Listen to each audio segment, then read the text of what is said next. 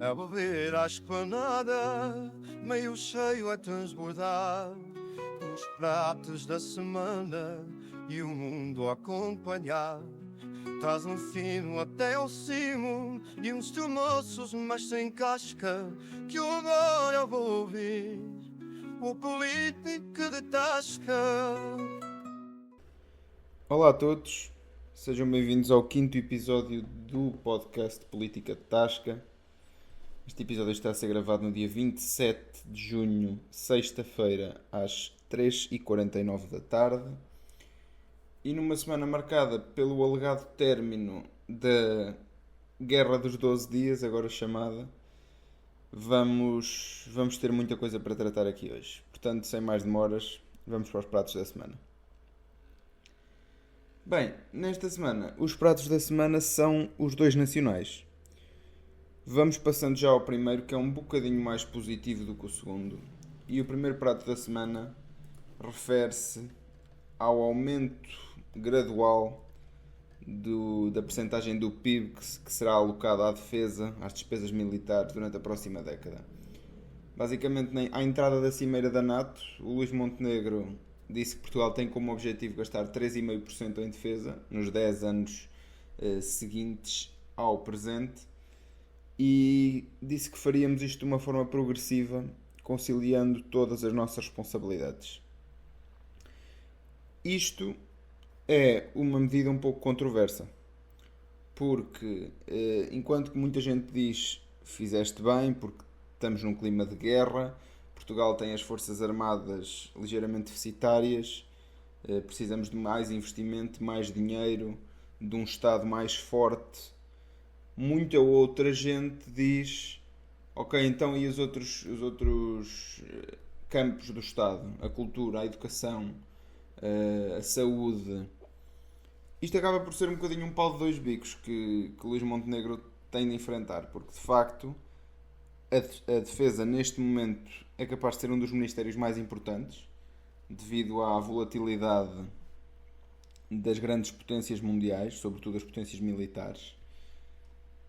Por outro lado, Portugal precisa de um investimento de evolução. E parece-me que investir na defesa não é um espírito reformista. O que vai um bocadinho contra aquilo que Luís Montenegro tinha dito durante o seu discurso de tomada de posse. Disse que queria um Estado reformado, que queria um Estado mais digital, menos burocrático. E de facto este investimento parece ser um pouco um contrassenso, se bem que, se nós olharmos aqui para o lado, para a Espanha, conseguimos perceber um bocadinho o porquê de não querermos estar a irritar a NATO e os Estados Unidos. Basicamente já falamos disso um bocadinho mais na esplanada, mas como não é um dos temas principais da esplanada, eu posso dizer agora. Basicamente, Donald Trump abriu guerra com a Espanha, a dizer que lhe vai duplicar o valor das tarifas, porque a Espanha foi um dos únicos países que se recusou a subir a despesa militar. O primeiro-ministro espanhol Pedro Sánchez veio dizer que não sente que a Espanha tenha de cumprir essa meta, e isso enfureceu um pouco Donald Trump e Mark Rutte, que é da NATO, o secretário-geral da NATO. Então Portugal acaba por estar a fazer um bocadinho aquilo que fez no tempo das invasões francesas, que é nem muito à França nem muito à Inglaterra. Vamos continuar a manter-nos na nossa rota, no nosso caminho, claro, aumentando as despesas militares, mas percebo o porquê disto ser uma medida um pouco impopular, porque a maior parte do povo vê que Portugal não precisa de ter uma defesa assim tão forte, porque estamos um pouco isolados, não somos uma potência militar que meta medo como outrora seríamos, e de facto isto acaba por parecer um pouco deitar dinheiro num saco roto. Ainda assim, a minha opinião pessoal é que de facto o aumento do investimento na defesa é necessário. Um país deve, eu acredito na paz pela força, porque eu penso que a diplomacia é capaz de ser das formas mais ténues de manter a paz. a diplomacia não garante a paz quando o outro lado não é diplomático. Por isso, se eu tivesse de dar uma classificação a esta medida de Luís Montenegro, eu considerá-la positiva. Acho que é uma boa medida, pode ser um pouco ambicioso, 3,5%, acho que é execuível, porque o ideal seria os 5%, mas eu acho que isso para um país como Portugal é completamente desnecessário, é um abuso. 3,5% ao longo de 10 anos parece-me ser algo execuível e necessário. No segundo prato da semana, temos algo um pouco mais negativo, que é a Polícia Judiciária ter realizado buscas à Câmara de Oeiras por suspeitas de corrupção. Basicamente, na manhã da quinta-feira, ou seja, ontem, no dia em que eu estou a gravar este episódio, foi o dia de ontem, a Câmara Municipal de Oeiras foi alvo de novas buscas que alegadamente estarão relacionadas com um eventual desvio de fundos públicos dos organismos da autarquia de Oeiras. Em causa, segundo a CNN Portugal, estão suspeitas de crimes como corrupção, prevaricação ou participação económica em negócio, por alegados factos que levam, mais uma vez, a que Isaltino Moraes seja investigado. Alegadamente, as buscas estão relacionadas com contratos celebrados com a empresa Municípia, que é uma empresa de cartografia e sistemas de informação, e visam, entre outras pessoas, o diretor da empresa municipal, António Fernandes. Isto, apesar de toda a gente ser considerada inocente até ser declarada culpada, até ser provada culpada, isto acaba por ser mais uma mancha naquilo que é o currículo de Isaltino Moraes. Porque não é surpresa para ninguém que de abril de 2013 a junho de 2014 Isaltino Moraes cumpriu pena por crimes de fraude fiscal qualificada e branqueamento de capitais.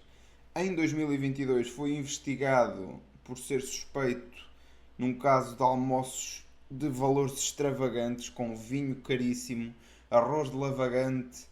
De facto, tem sido um político marcado, eu não direi por crimes, porque de facto os únicos crimes que ele foi condenado foi fraude fiscal qualificada e branqueamento de capitais, e depois acabou por ser reduzida a pena por causa de um recurso da advogada dele, mas acaba por ser um percurso marcado por aquilo que eu penso que a maior parte do povo acha que é a principal razão para todos os políticos serem iguais, que é negócios obscuros, é pouca transparência e, no fundo, um pouco falta de preocupação com a população em geral.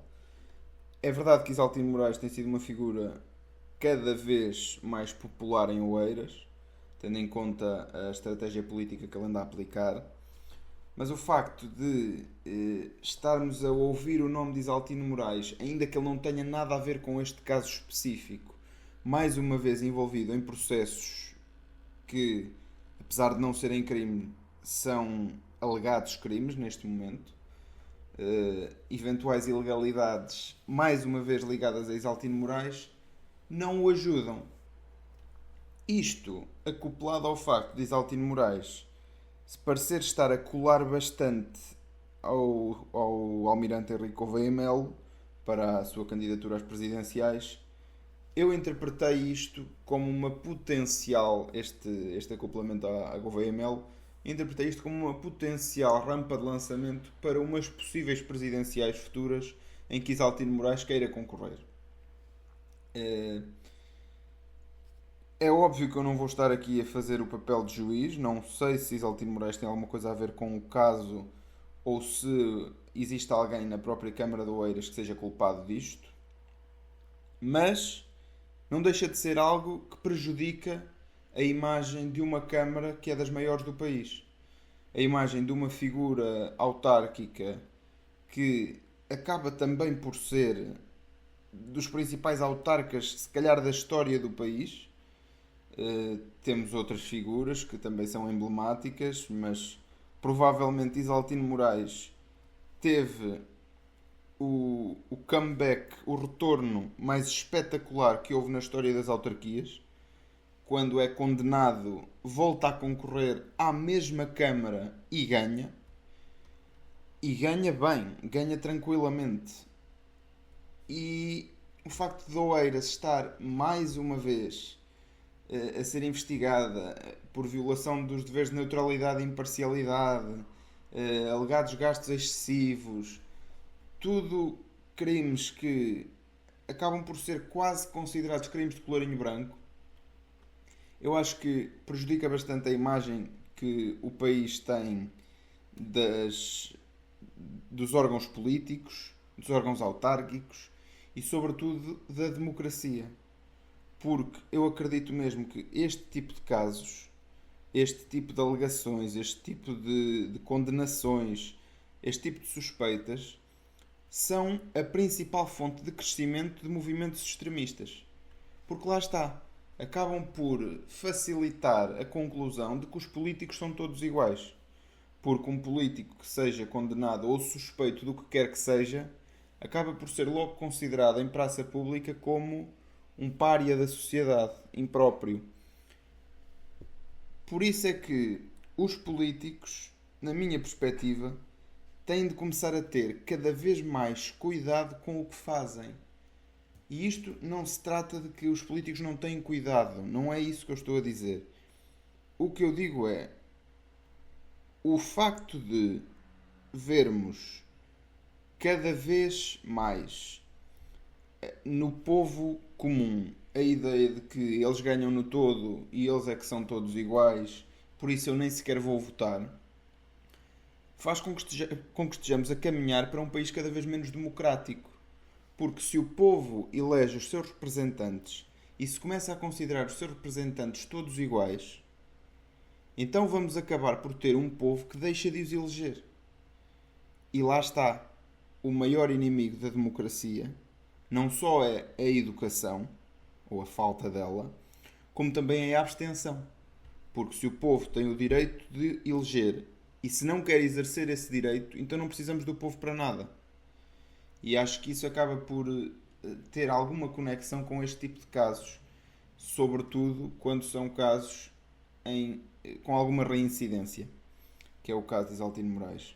Ele já garantiu a total transparência da Câmara de Oeiras, penso que foi em direto à CNN Portugal também, e disse que não tinha muito a noção do que é que se passava, mas achava que tinha a ver com os negócios que foram realizados em África, acho que em Nampula, em Moçambique, para o governo, e alegadamente haviam eventuais ilegalidades na gestão da empresa. Acho que a Câmara de Oeiras já promoveu uma auditoria externa e agora é uma questão de esperarmos para ver o que é que se passa e para ver como é que Isaltino Moraes vai conseguir lidar com mais um potencial caso de corrupção, de crime de colorinho branco que o envolve diretamente. Estando os pratos da semana tratados, vamos agora um bocadinho para a esplanada, onde vamos falar, adivinhe-se, dos Estados Unidos. Bem, na esplanada temos sobretudo uma bandeira americana hoje, como em todas as outras semanas, e de facto esta semana foi um bico de obra para os Estados Unidos e para o Médio Oriente. Portanto, no dia 22 de junho, ou seja, no domingo, na madrugada de sábado para domingo, penso eu, Donald Trump veio para o Twitter dizer que completou um ataque com sucesso em 3 sítios nucleares no Irão: Fordow, Natanz e Esfahan. Veio dizer que um carregamento inteiro de bombas foi largado no principal sítio nuclear, na principal sede nuclear, em Fordow, e que todos os aviões teriam voltado a casa. E depois o que veio dizer foi: agora é a altura para a paz. O que deixou muita gente, e a mim também pessoalmente, com uma volta no estômago enorme.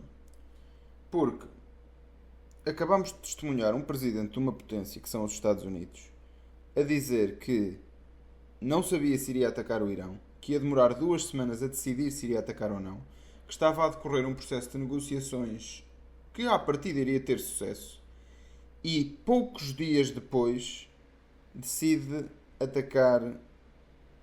Eu não vou dizer violentamente porque à partida não houve civis envolvidos, mas decide iniciar uma operação militar de ataque a 3 bases nucleares do Irão. E eu percebo o porquê de não querermos um mundo ocidental que o Irão tenha uma bomba nuclear. Porque é um país que, de cimo até ao fundo, tem uma cultura, ou seja, das principais figuras de Estado até ao povo geral, tem uma cultura muito diferente da cultura ocidental. Pode-se discutir se é melhor ou pior. Eu pessoalmente acho que o facto de não terem em conta os direitos das mulheres e os direitos humanos no geral, ainda aplicarem pena de morte, entre outras coisas, acaba por fazer com que a minha visão da sociedade deles não seja tão positiva como a da visão da sociedade ocidental. E a sociedade ocidental tem vários problemas, não é a questão. O capitalismo selvagem, etc. Podemos entrar por aí, daria toda uma discussão, todo um episódio só para isso. Agora, eu percebo, isto para dizer que eu percebo o porquê de o mundo ocidental não queira que o Irão tenha uma bomba nuclear. Porque tem um líder de Estado volátil, tem uma cultura de Estado que acaba por ter como princípios, entre outros, morte à América. Agora, não seria esta, para mim, a melhor opção. Ainda assim, à partida resultou. Isto porquê? Porque Donald Trump conseguiu um cessar-fogo. Não vamos agora pegar nisto e dizer que Donald Trump foi o grande vitorioso da guerra, porque não foi. Porque este cessar-fogo acaba por ser o término de um conflito que eu não vou dizer começado, mas bastante patrocinado pelos próprios Estados Unidos. O apoio a Israel, independentemente do que façam, a ideia da Riviera na faixa de Gaza, todo este cheque em branco que foi passado pelos Estados Unidos a Israel constantemente, fez com que este conflito escalasse. Ainda assim, o cessar-fogo à partida foi aceito por ambas as partes. Esta trégua no 12º dia do conflito armado foi aceito por Israel e pelo Irão. Israel, horas antes do cessar-fogo começar, voltou a atacar o Irão, alegadamente num ataque de payback, ou seja, de vingança, por um ataque que o Irão teria feito em Israel. E isto fez com que Israel piorasse ainda mais a sua visão na opinião pública. Isto, de facto, acaba por ser um período de 12 dias que fica marcado pela volatilidade de Donald Trump, quer se queira, quer não. Porque foi um presidente que não teve uma estratégia para a guerra, foi um presidente que, ao mesmo tempo em que pediu a paz, patrocinou a guerra, e, pouco tempo depois, Donald Trump veio dizer que Israel e o Irão eram dois países que não sabiam o que raio estavam a fazer. E não foi com estas palavras. Foi com palavras mais gráficas, digamos assim. O que faz com que, mais uma vez, esta grande imagem dos Estados Unidos como promotores da paz, como um pouco como o adulto na sala em termos de conflitos externos a eles. Podemos olhar para o caso da Primeira e da Segunda Guerra Mundial, não tanto para a administração Bush filho para a frente, mas toda aquela altura de Pearl Harbor, de Primeira Guerra, de facto fez com que essa visão dos Estados Unidos fosse erudindo com o tempo. E neste momento os Estados Unidos acabam por não ser muito respeitados. Respeitam o seu poderio militar, mas em termos intelectuais, em termos democráticos, acabam por ter na sua liderança um líder que não é respeitado. E que interagem com esse líder bajulando, elogiando, mas intelectualmente não o respeitando. Temos vários exemplos para sustentar isso, como a ida de Macron à Casa Branca, a ida de Keir Starmer à Casa Branca, o infame encontro entre Zelensky e Trump, acabam por mostrar como é que se tem de lidar com Donald Trump. E o facto de ser esta personagem tão volátil e tão... acho que volátil é mesmo a opção certa. Eu não queria usar a expressão bipolar porque é algo diagnosticado e não queria banalizar essa expressão. Mas ele vir dizer que basicamente temos dois países que estão em conflito há tanto tempo que não sabem que porra estão a fazer, quando ao mesmo tempo está a patrocinar tudo o que um desses países faz, que é Israel, e logo a seguir vem pedir que Bibi Netanyahu tenha o seu processo retirado, acaba por mostrar um pouco aquilo que estamos a viver na América. E isso não é positivo para o mundo ocidental, muito menos para a América enquanto continente e sobretudo enquanto país. Ainda em Donald Trump, o secretário-geral das Nações Unidas, Mark Rutte, acabou por ficar marcado nesta semana por uma expressão que vem na sequência de Donald Trump dizer que, ou comparar até Israel e o Irão com duas crianças que estão a lutar no recreio da escola, que a terem uma briga no pátio da escola, e a expressão de Donald Trump foi: vocês sabem, eles lutam muito uns com os outros, não dá para os parar, então faz-se como se faz na escola, deixa-se lutar por 2 ou 3 minutos e depois fica mais fácil de os parar. E Mark Rutte retorque com: e às vezes o papá tem que usar linguagem forte para os fazer parar. E isto foi uma expressão que caiu muito mal na maior parte da sociedade. Acho que mostrou um pouco aquilo que Mark Rutte tem sido enquanto secretário-geral da NATO, que é uma figura nada ameaçadora. Não é que o secretário-geral da NATO tenha de ser ameaçador, mas uma figura que não mostra poder, uma figura que parece vergar-se a tudo o que Donald Trump diz, que parece vergar-se aos Estados Unidos e ao seu poderio militar, sendo Donald Trump o único líder da história dos países da NATO, pelo menos desta forma tão veemente, a dizer que provavelmente se um país externo atacasse um país da NATO, ele não o iria defender. Ou seja, a violar um dos principais artigos do Acordo do Atlântico Norte. Isto acaba por mostrar mais uma vez o porquê da Europa precisar de se defender, e acaba até por validar um pouco medidas como as do LIVRE, que é a criação de uma aliança de defesa europeia, e um bocadinho deixar a NATO de parte. E acho que mostra um bocado, mais uma vez, o porquê de Luís Montenegro precisar de investir mais na defesa. Porque lá está, Portugal não é atacado agora, nem nos próximos 5 anos, nem nos próximos 10 anos, mas facilita, se for preciso irmos defender algum dos outros países com os quais temos relações de proximidade, com os quais temos uma facilidade maior de comunicação, de mercadorias serem vendidas e compradas do mercado em si, acaba por ser mais fácil se tivermos uma defesa mais desenvolvida e um maior investimento em toda essa área do poderio militar. Bem, vamos então para os nossos copos meio cheios e copos meio vazios. E esta semana no copo meio cheio temos dois copos. Temos dois copos meio cheios. O primeiro é algo muito positivo para Portugal, que é o facto de Portugal ter sido líder na vacinação infantil, o que é uma grande notícia. Portugal acaba por estar sempre um pouco na vanguarda da saúde em termos de taxa de mortalidade infantil, em termos de vacinação geral. Eu, por um lado, digo ainda bem que o movimento anti-vacinas não chega a Portugal com a força que chega, por exemplo, aos Estados Unidos.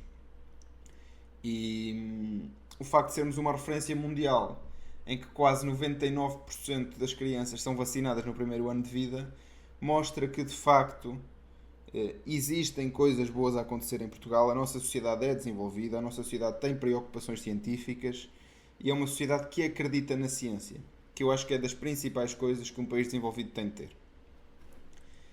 Depois o próximo copo meio cheio é Bruno Nogueira. Bruno Nogueira, para quem não sabe, lançou uma série chamada Ruído na RTP, deu todas as quartas-feiras, penso que há 8 semanas para cá, e na quarta-feira saiu o último episódio da série Ruído.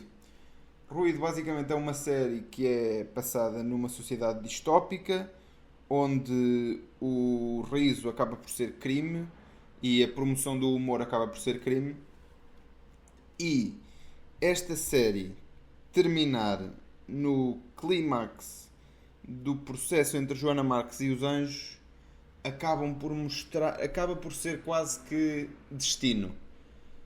Até porque no último episódio há um sketch incrível que junta várias figuras emblemáticas do humor português, como Nuno Markle, Eduardo Madeira, Bruno Nogueira, Joana Marques, Carlos Coutinho Vilhena, Luís Franco Bastos, Pedro Teixeira da Mota, várias figuras, António Raminhos até, várias figuras que estão a discutir numa sala de aula quais são os limites do humor.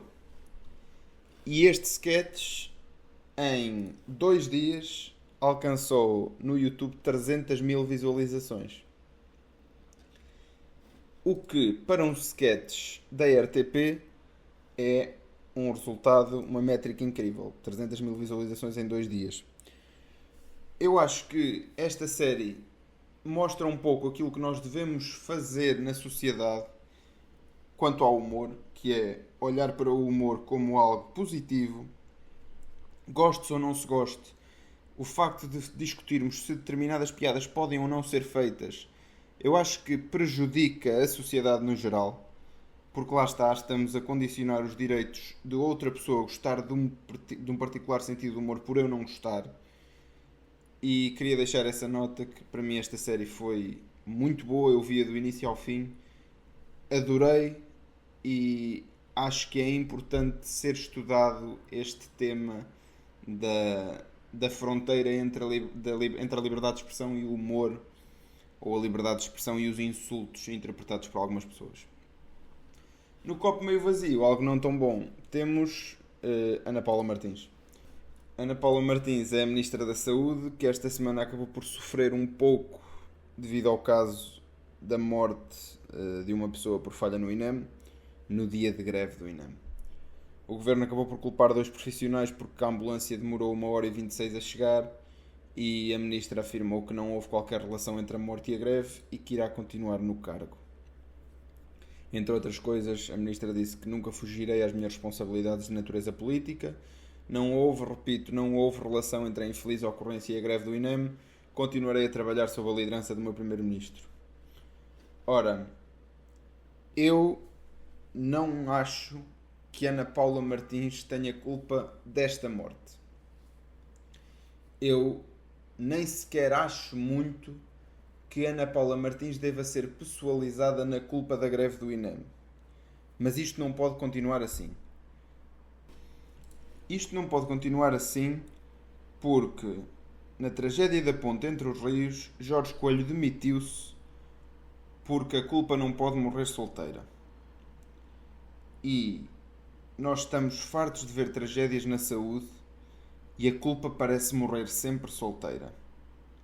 Desde urgências de obstetrícia fechadas, urgências de pediatria fechadas, greves e greves e greves e greves no INEM, nos auxiliares de saúde, nos enfermeiros, nos médicos, reivindicações, caos esse que ocorre num ministério que o primeiro-ministro eleito afirmou demorar 60 dias a resolver, e o facto de parecer estarmos a jogar sempre com a batata quente para o outro lado da mesa e ver quem é que lhe dá, quem é que tem culpa desta, quem é que não tem culpa desta.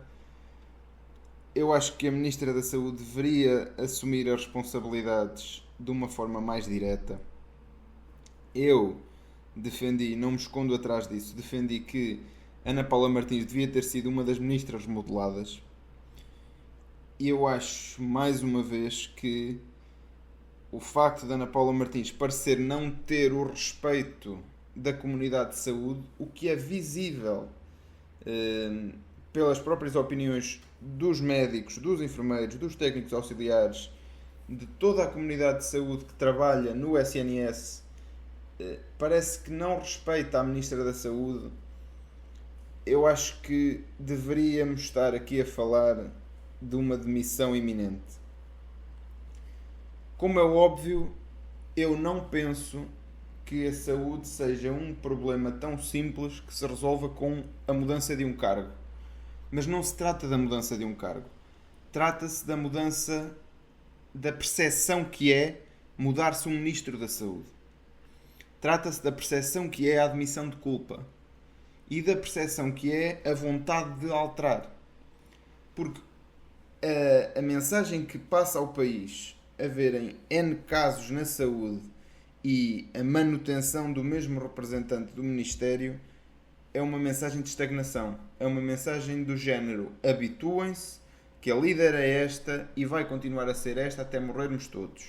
Tudo bem que estou a exagerar, é uma hipérbole, mas eu acho mesmo que está na altura de dizermos: acabou. Vamos tentar ver se existem outras formas de resolver estes problemas. Sobretudo, eu sei que provavelmente não irá acontecer, mas sobretudo quando o PSD tem à sua disposição uma pessoa como Miguel Guimarães, que foi bastonário da Ordem dos Médicos, é vice-presidente do grupo parlamentar, não sei se foi reeleito nestas eleições do grupo parlamentar, mas foi vice-presidente do grupo parlamentar do PSD, e eu acho que seria uma figura muito boa para avançar para a pasta de Ministro da Saúde. O outro copo meio vazio acaba por ser António Vitorino.